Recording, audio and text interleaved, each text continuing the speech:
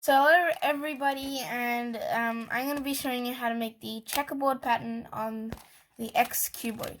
And it is a pretty weird cube to make the checkerboard pattern on, but I mean, it looks pretty cool.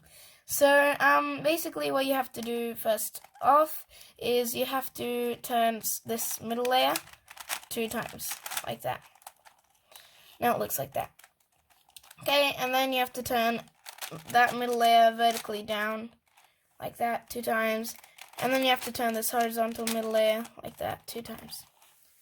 Okay, and now you have that, and then you just need to turn that right side block 2 times, that top side block 2 times, this left side block 2 times, and the bottom side block 2 times. And there you go, you have the checkerboard pattern on the X-Cuboid.